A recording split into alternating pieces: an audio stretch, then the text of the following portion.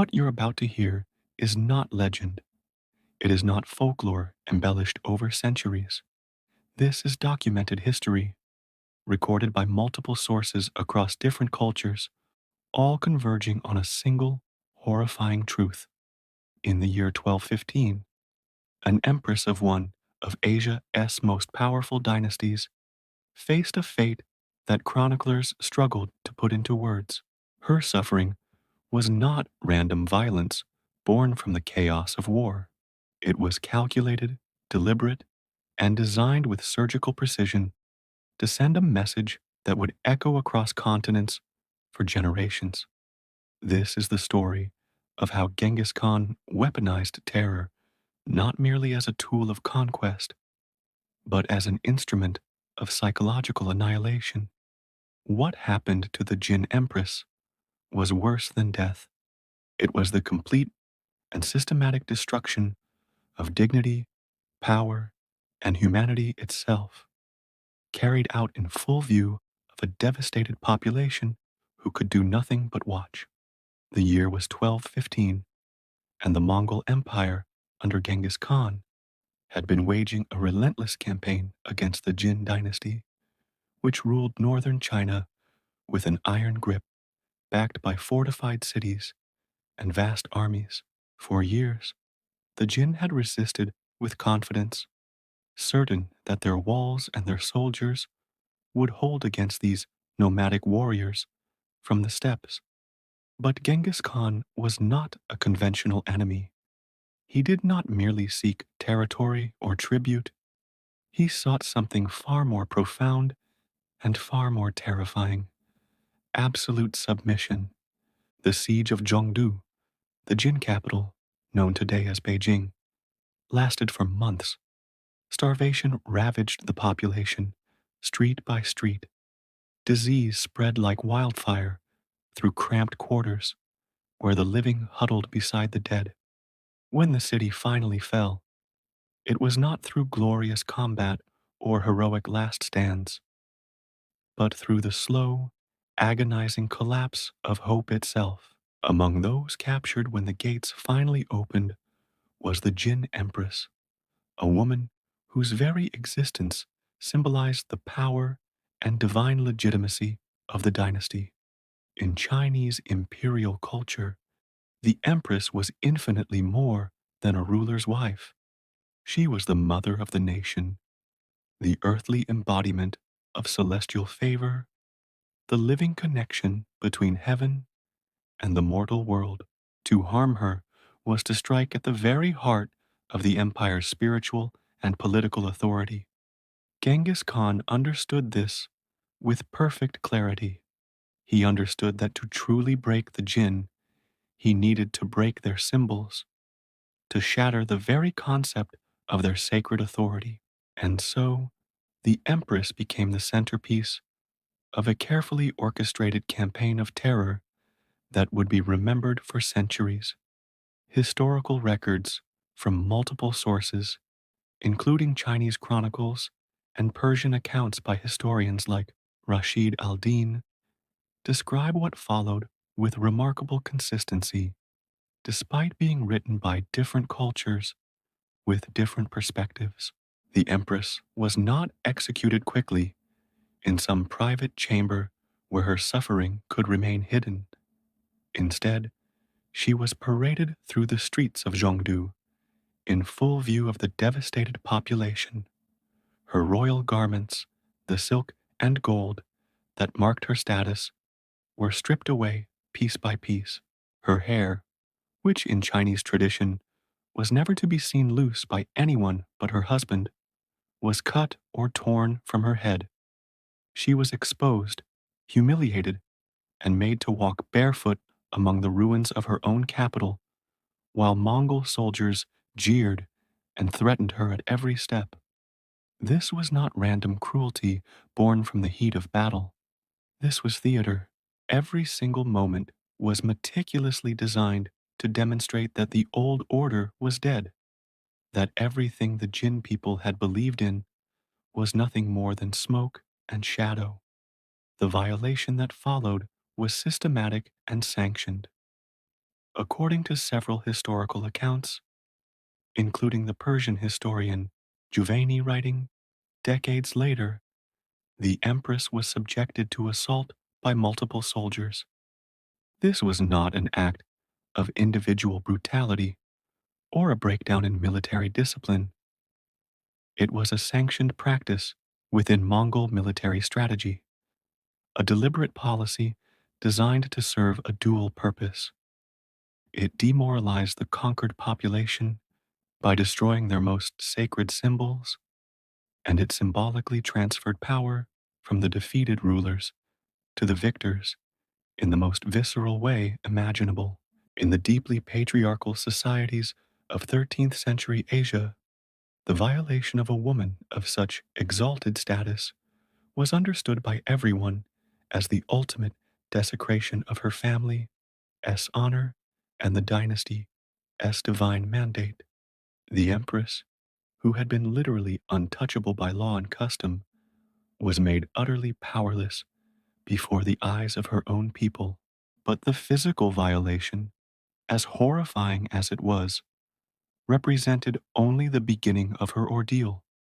The Mongols employed torture methods that were specifically designed to prolong suffering rather than hasten death.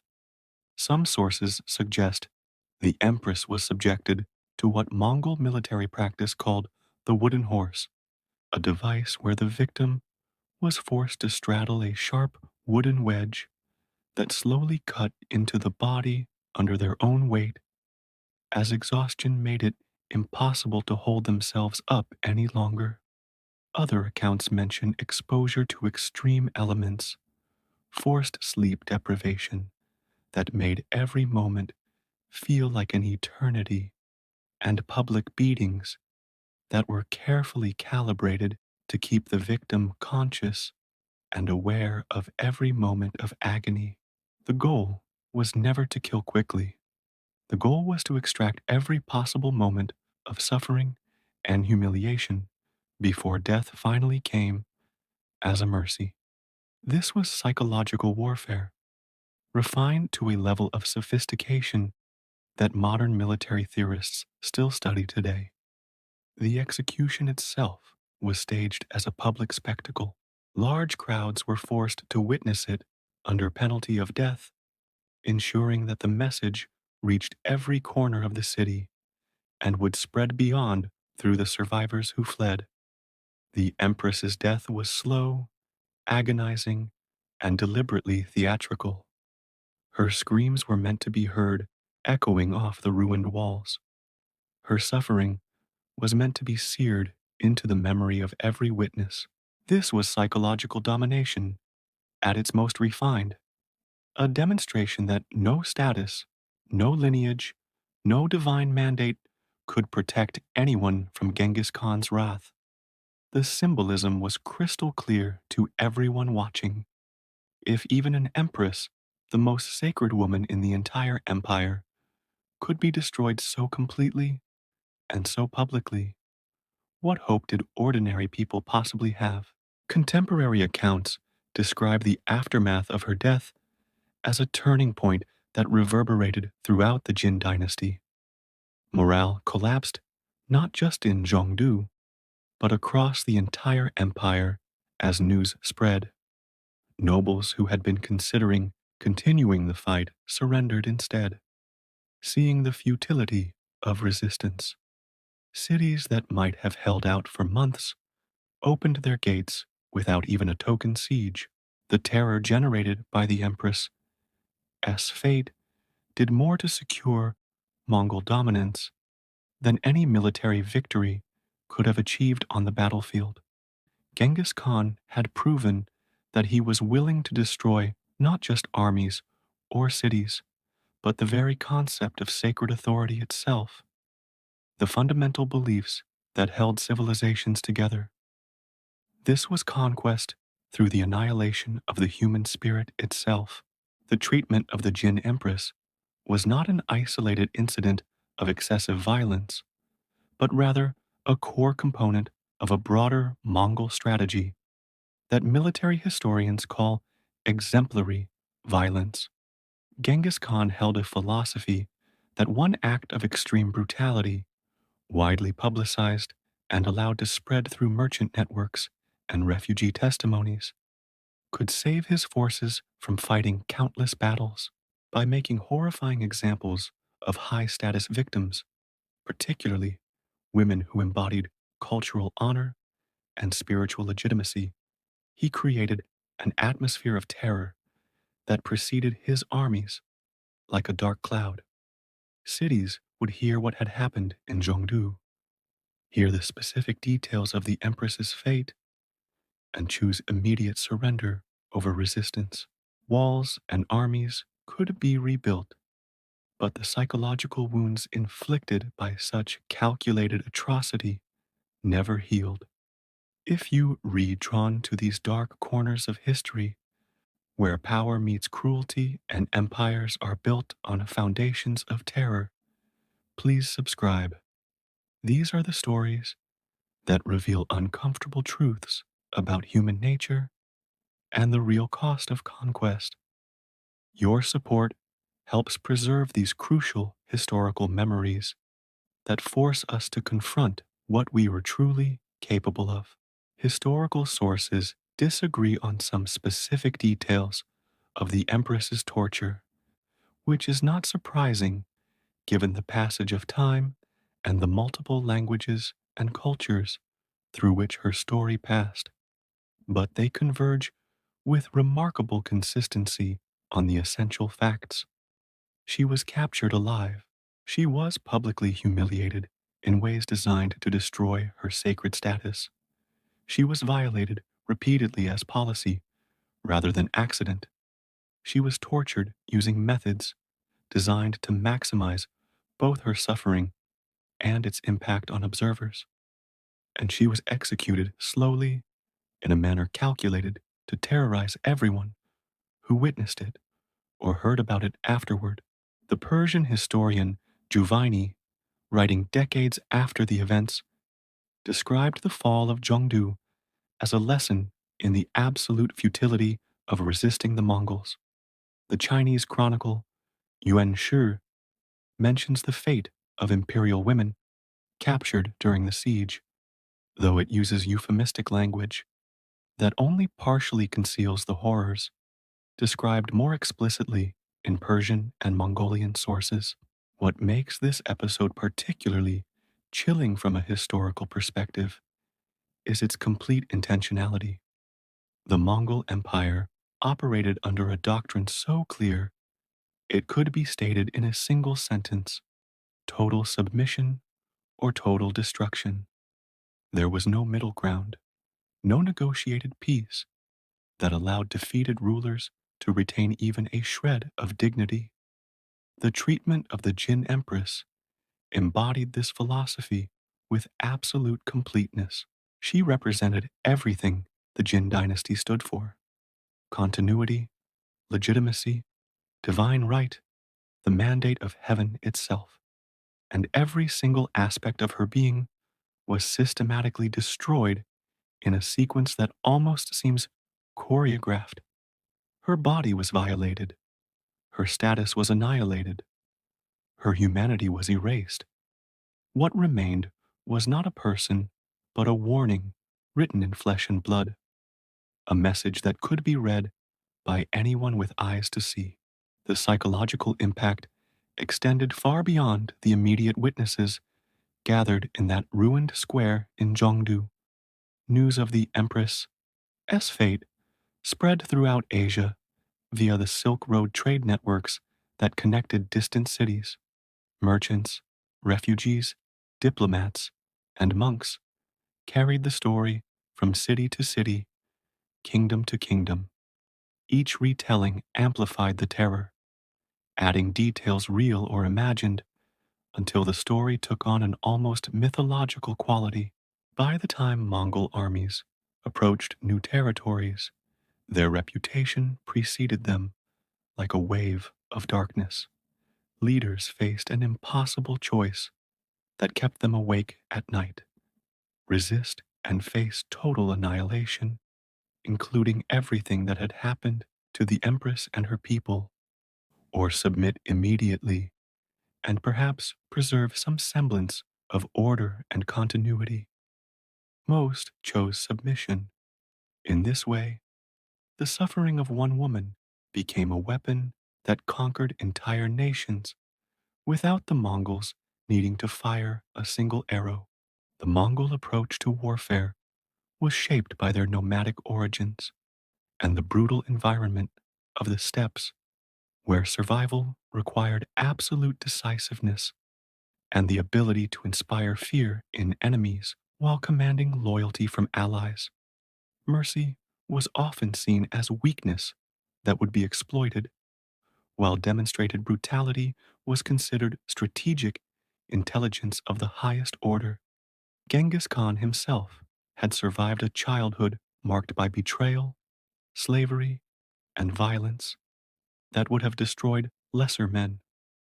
He understood viscerally that power came not from being loved, which was unreliable and temporary, but from being feared to the point where resistance seemed completely irrational. The treatment of high status female captives was particularly strategic because in patriarchal societies across Asia, the honor of a family and dynasty was intimately tied to the chastity and dignity of its women. By violating and torturing noble women, the Mongols attacked the very foundation of their enemies' social order. This was not mindless savagery, it was culturally informed warfare that targeted the specific psychological vulnerabilities of the societies they encountered. The Jin Dynasty never fully recovered from the fall of Zhongdu, though pockets of resistance continued for years, sustained by nobles who refused to accept defeat. The psychological blow of the capital's fall and the fate of the imperial family had shattered something fundamental. The dynasty's claim to the mandate of heaven, the divine right to rule in Chinese cosmology, seemed severed. When an empress could be so thoroughly humiliated, when heaven did not intervene to protect its chosen representatives on earth, the spiritual connection appeared broken, beyond repair. This spiritual defeat was every bit as important as any military loss. By 1234, less than 20 years after the empress's death, the Jin dynasty had been completely absorbed into the Mongol Empire, erased from the political map as thoroughly as if it had never existed. The empress herself remains largely anonymous in historical records, which is both tragic and somehow fitting. Sources refer to her by title rather than name, which was common for women in Chinese historical texts, but also serves to make her suffering more universal and symbolic. We know she was likely educated in classical literature and philosophy, cultured in music and art, and raised from birth to embody imperial virtue and grace.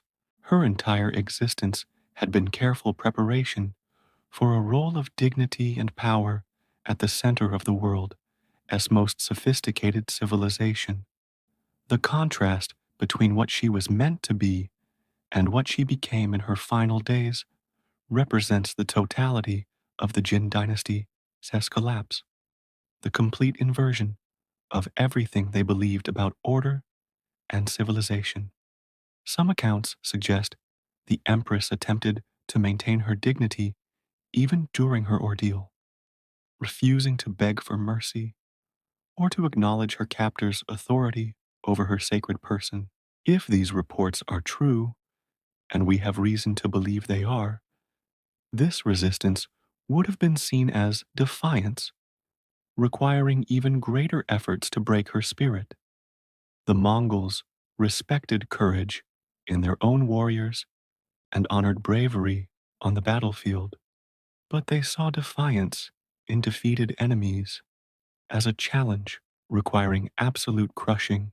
Any attempt she made to preserve her dignity Any moment of resistance or silent contempt would have been met with escalated brutality specifically designed to demonstrate the complete futility of resistance.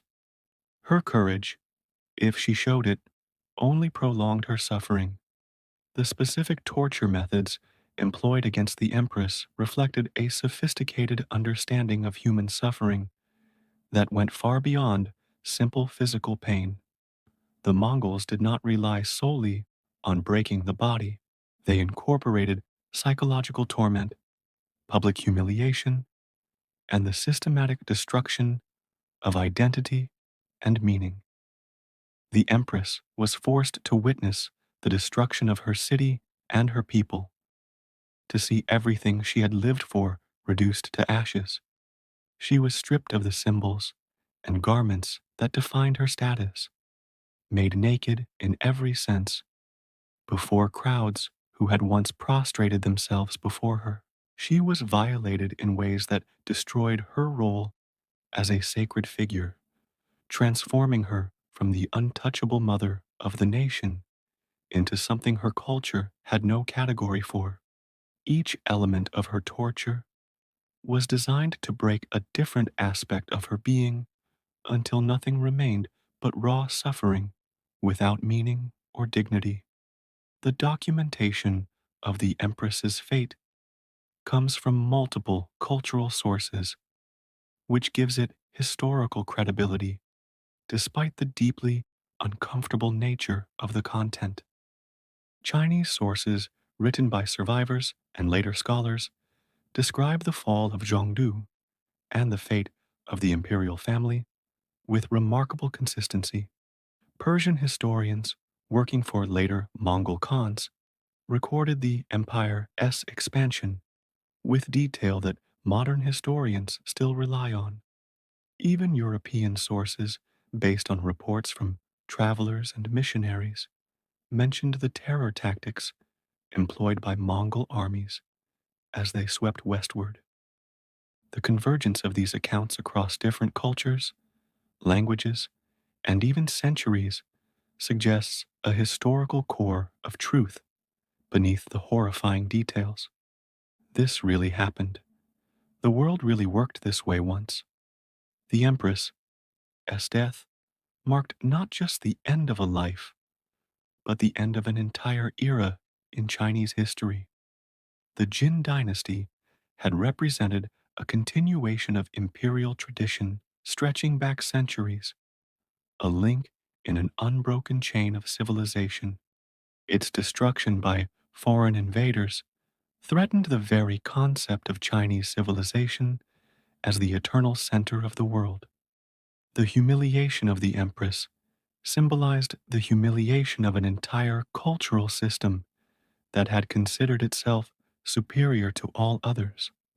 For Chinese observers, her fate was genuinely apocalyptic, a sign that the old certainties had collapsed and a new terrifying order was emerging where sacred things could be violated with impunity, and heaven itself seemed powerless or unwilling to intervene. Yet this strategy of calculated atrocity came at a moral cost that historians continue to grapple with today. The Mongol Empire facilitated unprecedented exchange of ideas, technologies, and cultures across Eurasia. The Pax Mongolica created trade routes and communication networks that shaped the medieval world and laid groundwork for the modern era. Innovations in administration, religious tolerance in many contexts, and cultural exchanges enriched human civilization in ways we still benefit from. But these achievements were built on a foundation of terror and mass death. The suffering of individuals, like the Jin Empress, was the price paid for the empire's expansion. There is no way to reconcile these contradictions, only to acknowledge them fully and honestly. History does not offer us simple moral lessons, only complex and often disturbing truths about human nature and the costs of power.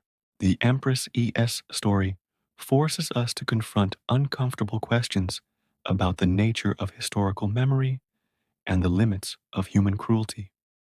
How do we remember empires built on such foundations?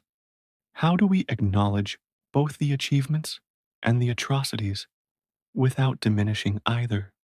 The answer, perhaps, is simply to remember it all, to resist the temptation to simplify or sanitize, and to understand that human civilization has always contained both extraordinary beauty and extraordinary horror, often emerging from the same sources of ambition and will.